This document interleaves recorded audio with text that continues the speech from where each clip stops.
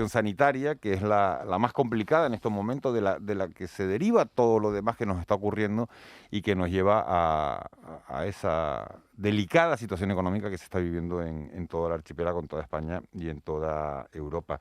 Vamos a hablar precisamente de esa situación. El Gobierno de Canarias anunciaba el pasado viernes, en boca de su presidente, de Ángel Víctor Torres, también del vicepresidente y consejero de Hacienda, de Román Rodríguez, un paquete de ayudas que ellos valoraban, cifraban en unos 400 millones de euros, 165 en ayudas directas a las empresas y otros 239 millones en rebajas fiscales o aplazamientos fiscales para que las empresas puedan salir adelante. Tenemos comunicación con Agustín Manrique de Lara, que es el presidente del Círculo de Empresarios de Gran Canaria. Señor Manrique de Lara, muy buenos días. Buenos días. ¿Qué valoración hacen los empresarios, las confederaciones, las organizaciones empresariales de ese paquete de ayudas anunciado por el gobierno, que serán aprobadas, si todo va bien, el próximo jueves, aunque antes hay un pleno parlamentario?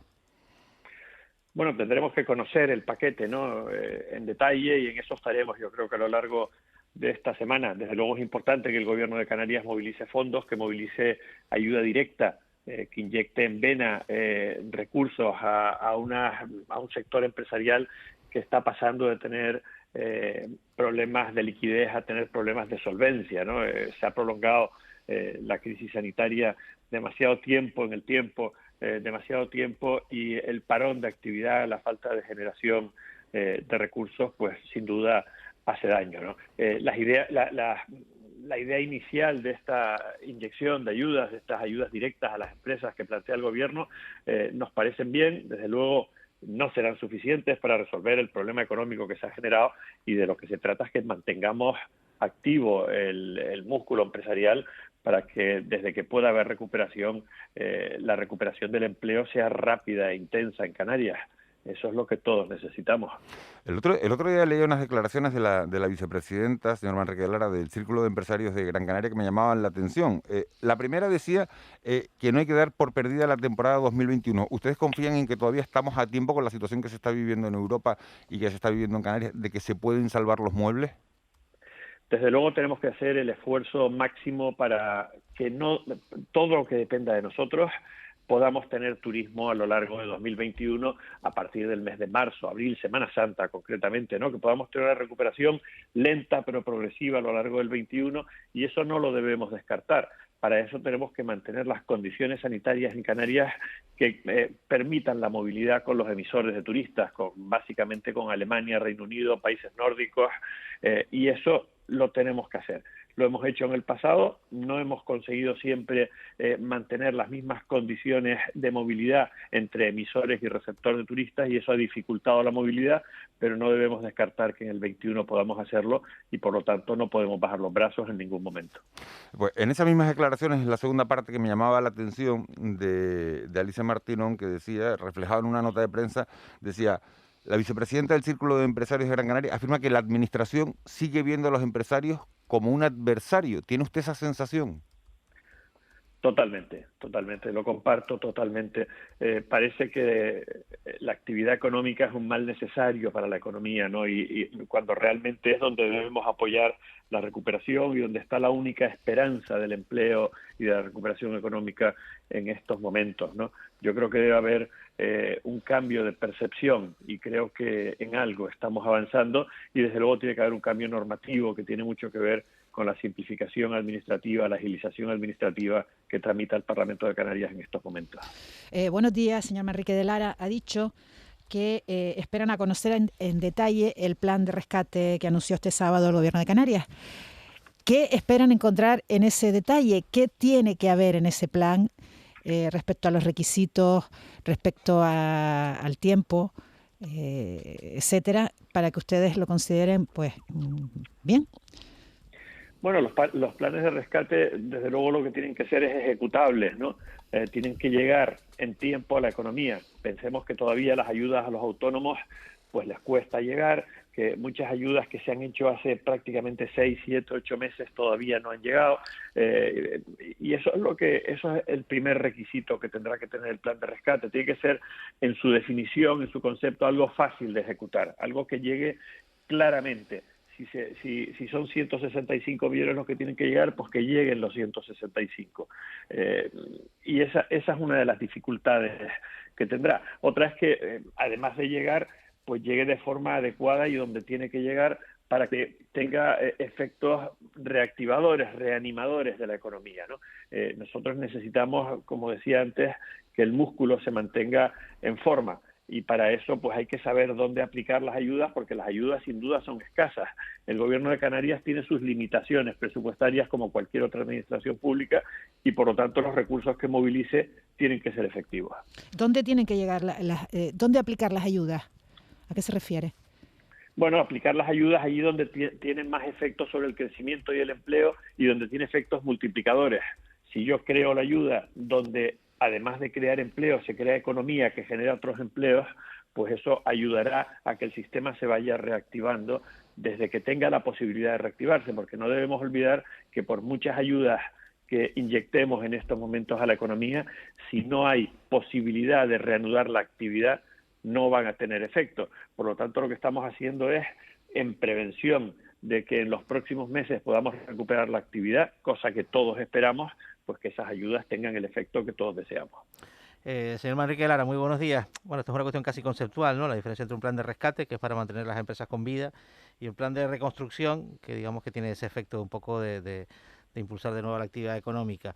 Pero yendo un poco al documento o a la propuesta que pergeñó el viernes el presidente autonómico con el vicepresidente, el abono de costes fijos de las empresas afectadas por los cierres, motivo de las restricciones sanitarias, más el aplazamiento de impuestos, ¿a ustedes les parece una medida suficiente? Me refiero desde el punto de vista del rescate, luego de la reconstrucción, digamos sería otro cantar, ¿no? Es una buena fórmula. Suficiente dependerá del tiempo que permanezcamos inactivos.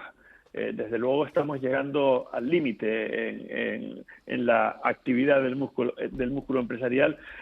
Por lo tanto, las medidas son adecuadas de esa manera porque se están reponiendo o evitando costes fijos a las empresas que tienen que sostener una parte de la seguridad social y todos los gastos de mantenimiento. Pensemos básicamente en el sector alojativo, es el sector más afectado, el que sigue estando más afectado por la inactividad y por lo tanto por los ERTES y por la ausencia de ingresos, y esa forma de diseñarlo nos parece adecuada. La hemos hablado con el presidente del gobierno y sin duda nos parece una forma adecuada de trasladar recursos. Los aplazamientos pues van a paliar los problemas de liquidez y ahí pues el efecto es menor, ¿no? Porque al final tú lo que estás es trasladando un gasto en el tiempo hacia el futuro.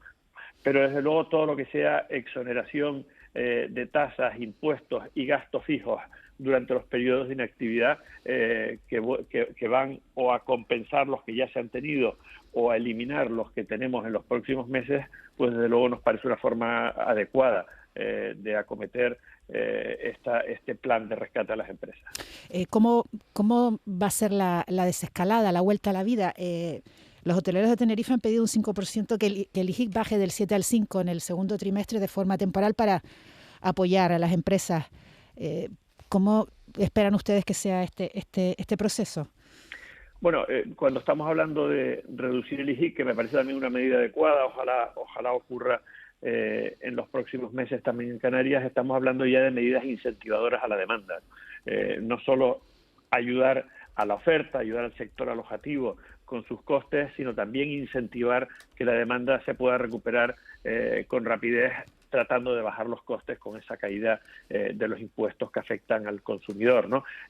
Todo eso serán buenas medidas porque desde luego de lo que se trata es de volver, uno de los objetivos de recuperar la economía es volver a recuperar la volver a recuperar los presupuestos públicos que sostienen nuestros servicios sociales básicos, básicamente educación y sanidad.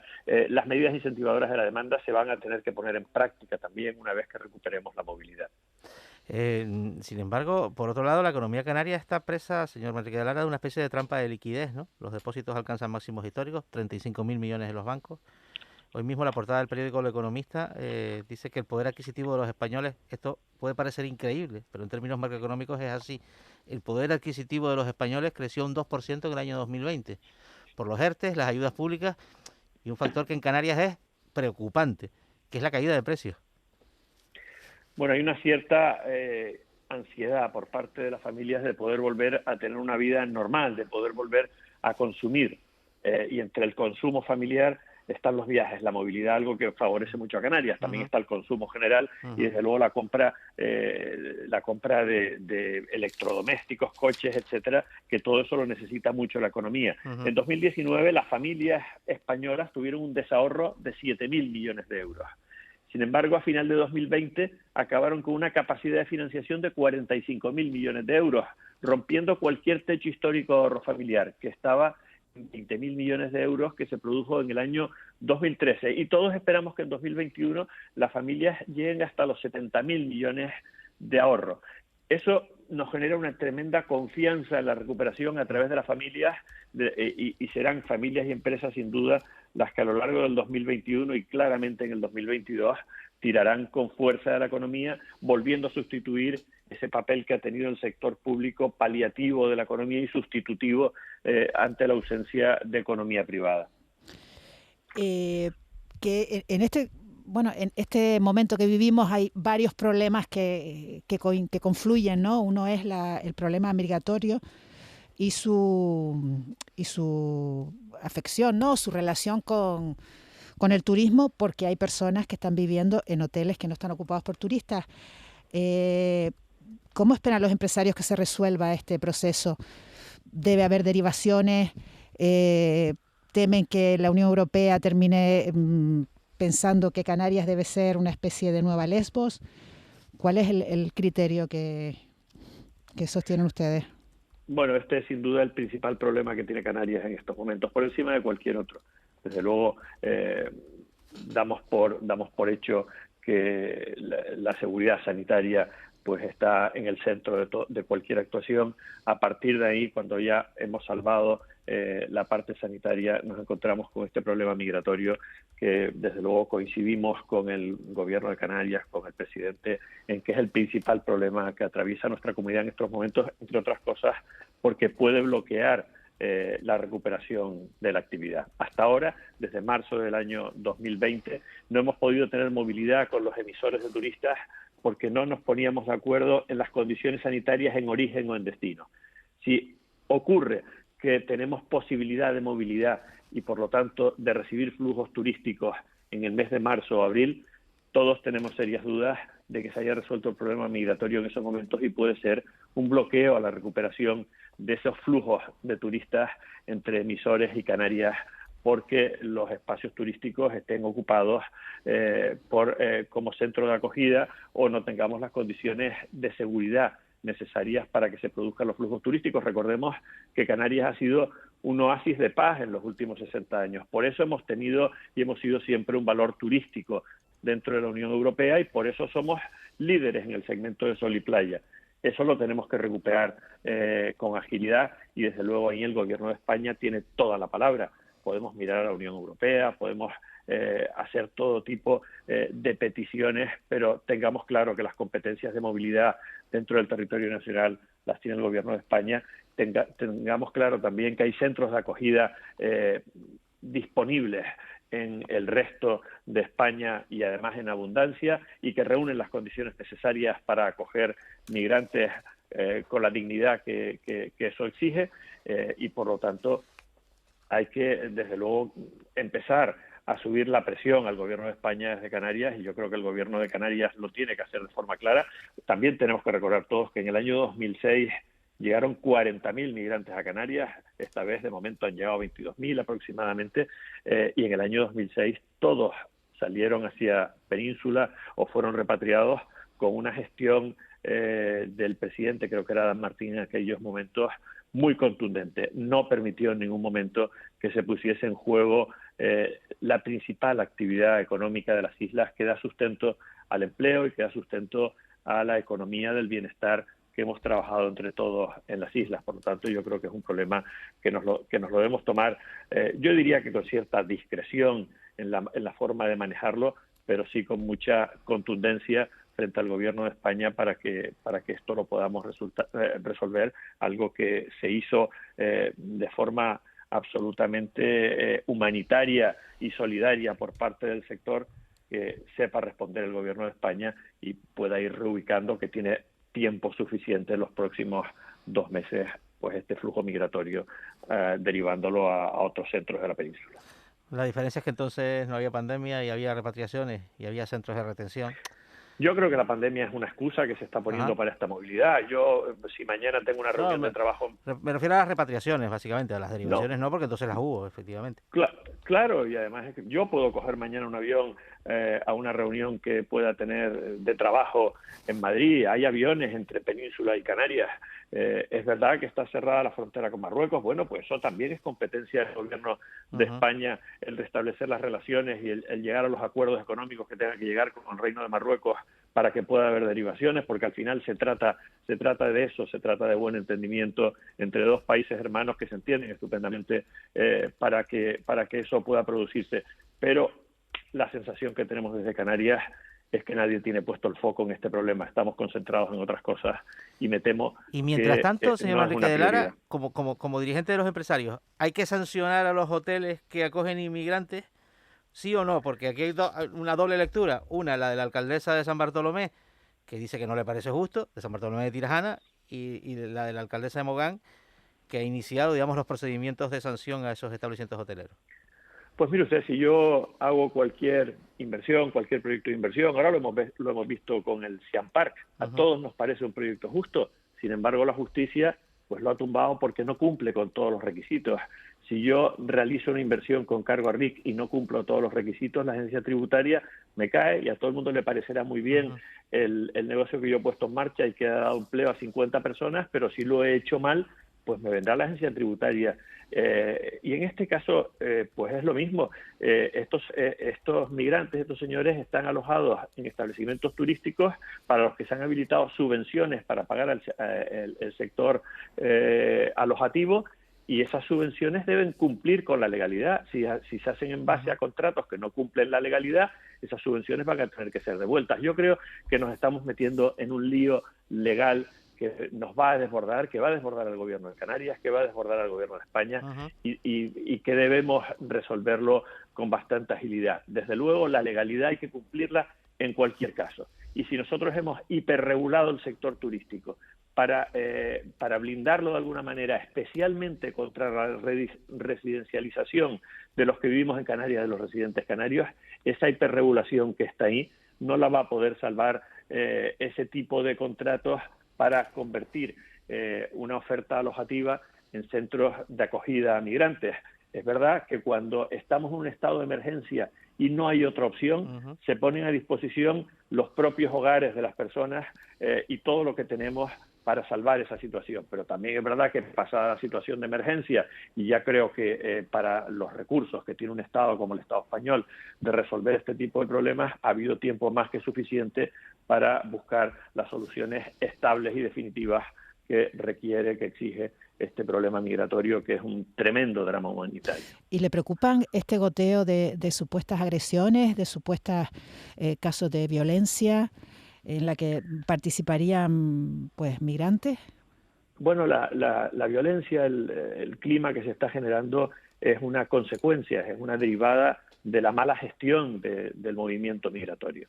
Cualquier persona que conozca cómo se atienden los refugiados, pues sabe que hay que colocarlos en entornos rurales, que hay que colocarlos en núcleos no demasiado masivos de número de personas. La gestión del problema migratorio hay que hacerla de forma adecuada, entre otras cosas, para que la situación que se genera no vaya contra los movimientos migratorios, para no perjudicar la ayuda a los refugiados dentro del entorno de la Unión Europea, que en estos momentos la mala gestión está creando una percepción negativa de la sociedad frente a la ayuda al refugiado, que es algo necesario y solidario que debe seguir haciendo la Unión Europea en el futuro.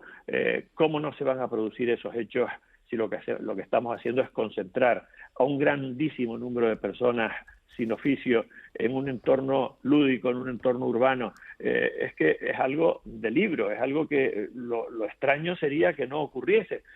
Por lo tanto, no nos quejemos de las personas y las actuaciones que están teniendo, quejémonos de la gestión que nos lleva a ese tipo de actuaciones, porque en cualquier caso, con cualquier sociedad que la tratemos como se está tratando el flujo migratorio en estos momentos en Canarias, llegaríamos a la misma situación de violencia progresiva y de desorden que estamos viviendo en estos momentos, especialmente en la isla de Gran Canaria. Señor Manrique de Lara, presidente del Círculo de Empresarios de Gran Canaria, presidente también de la Confederación Canaria de Empresarios, muchísimas gracias por habernos atendido, por habernos dado su visión sobre esas ayudas, sobre ese plan de ayudas que ha puesto en marcha el gobierno, que vayan a ir al Parlamento este martes, mañana martes, y que, bueno, y si todo va bien, serán aprobadas el próximo jueves en el Consejo de Gobierno. Vamos a ver si es suficiente y vamos a ver la letra pequeña, como decía usted, de esas ayudas. Muchas gracias. Perfecto. Gracias a ustedes. Buena semana. Buena semana, buen día, buena semana.